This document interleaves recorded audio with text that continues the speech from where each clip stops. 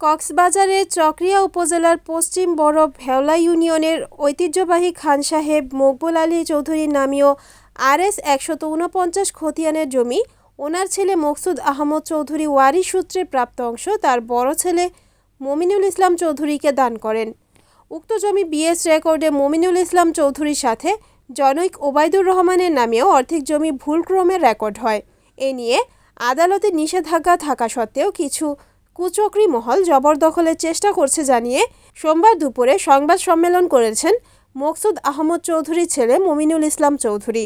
সংবাদ সম্মেলনে বক্তব্য রাখেন মকসুদ আহমদ চৌধুরীর ছেলে অ্যাডভোকেট ফরিদুল ইসলাম চৌধুরী। সংবাদ সম্মেলন থেকে বিরোধী ও জমি সরেজমিনের তদন্ত সাপেক্ষে আইনগত প্রতিকারের দাবি জানান মকসুদ আহমদ চৌধুরীর পরিবার। ডিস্টার্ব করে আরে কিছু জায়গা চাষাবাদ ন করি ব্যাকেন্ড রাখি দিই আর বাকি না চাষাবাদ করছি একটা রক্তপুরী সংঘর্ষ হওয়ার কিছু নবার আছে আমি তো গ্রাম শহর থাকি তো এ কারণে তারা মানে বুঝে তোমার রঙ রয়েছে শাসন হতো।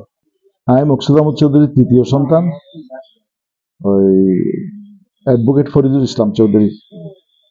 আমি হাইকোর্টে প্র্যাকটিস করি, এখন বর্তমানে রিটায়ারমেন্টত আছে আর কি।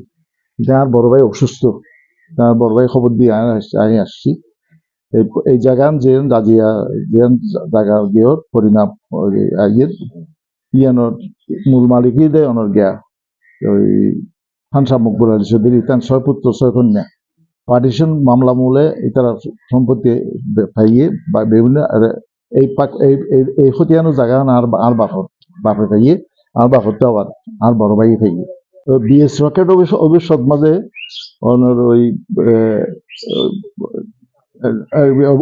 মমিনুল ইসলাম চৌধুরীর অর্ধেক 58 অংশ আর 58 অংশ ভুলভাবে বেস্ট রেঞ্জার কোনো মানুষই আমরা পানো পাই ইবার নামে BS ও BS আর 2020 সালের মধ্যে জিনিসটা জানি পারিয়ে আর দেওয়ানি আদালত মামলা দিয়েছে ভুল সংশোধন আল্লাহ বলিয়ে। তো এই মামলায়ন চলাকালীন থাকা অবস্থায় ওই যারা স্ট্রেঞ্জার যারা কিনে জায়গা কিছু স্ট্রেঞ্জার মানছে যারা জায়গা কিনে ইতারা বিরুদ্ধে আরা ওই দেওয়ানের মামলা দিয়ে মামলার মাঝে কোর্টে যাতে তারা যাতে দখলতা বলে চেষ্টা করে তখন আরা নিষেধাজ্ঞা চাই এবং কোর্টে নিষেধাজ্ঞা দিয়ে স্ট্যাটাস কু দিয়ে স্ট্যাটাস বিয়ান বলবৎ আছে এখনো পর্যন্ত।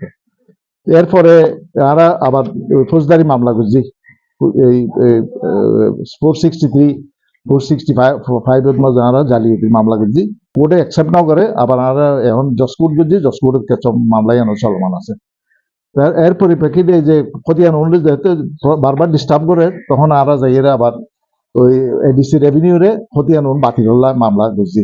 এই মামলাই আনেই আজি তদন্ত আসছি।